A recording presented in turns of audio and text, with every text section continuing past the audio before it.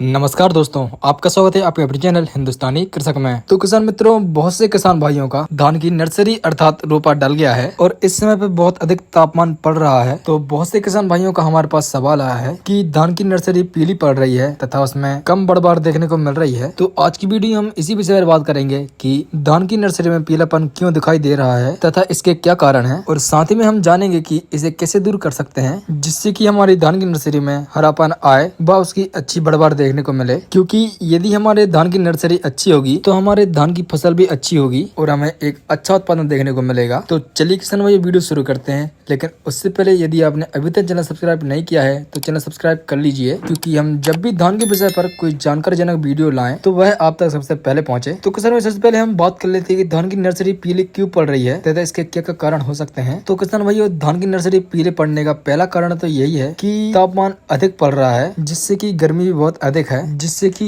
पौधे स्ट्रेस में चले जाते हैं और उनमें सही से प्रकाश संश्लेषण क्रिया नहीं हो पाती, जिसके कारण पौधे में पीलापन दिखने को मिलता है और उसकी बढ़वार रुक जाती है। और दूसरा कारण यही भी हो सकता है किसान भाइयों कि हमारी धान की नर्सरी में माइक्रो न्यूट्रिएंट्स अर्थात पोषक तत्वों की कमी आ जाती है। तो ऐसी स्थिति में भी धान की नर्सरी में पीलापन दिखाई देता है और उसकी बढ़वार रुक जाती है। तो किसान भाइयों, धान की नर्सरी के पीले पड़ने के प्रमुख कारण यही है। तो चलिए अब हम जान लेते हैं कि धान की नर्सरी में हरापन कैसे लाएं तथा उसमें एक अच्छी बढ़वार कैसे कराएं। तो किसान भाइयों, सबसे पहले तो आपको एक सावधानी रखनी है कि अभी जो तापमान पड़ रहा है तो आप आपकी नर्सरी में दोपहर के समय में जल का भराव न रखें, क्योंकि तापमान के कारण पानी गर्म हो जाता है। तो इसलिए आप सुबह व शाम नर्सरी में पानी दें, और यदि दोपहर के समय में नर्सरी में पानी रहे तो उसे निकाल दें। तो किसान भाइयों, अब हम बात कर लेते हैं कि हम हमारी धान की नर्सरी में किन किन पोषक तत्वों का प्रयोग करना चाहिए जिससे कि उसमें प्रकाश संश्लेषण की क्रिया बढ़े, जिससे कि पौधे स्ट्रेस मुक्त हो और तापमान के प्रति सहनशीलता बढ़े। तो किसान भाइयों, इसके लिए हमें नाइट्रोजन,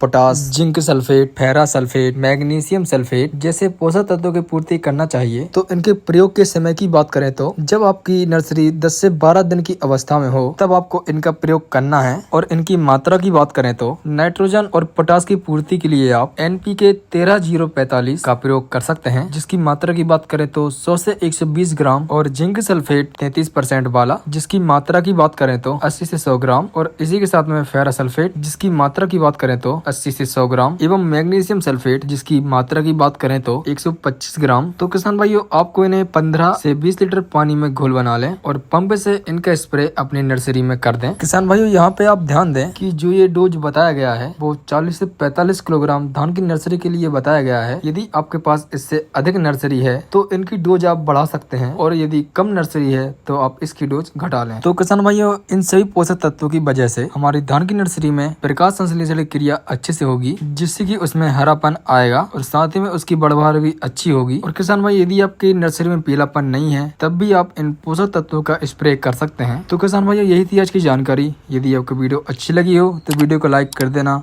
एवं चैनल पर नए हो तो चैनल सब्सक्राइब कर दीजिए। मिलते हैं हमारी अगली वीडियो में, जब तक लिए जय जवान जय किसान।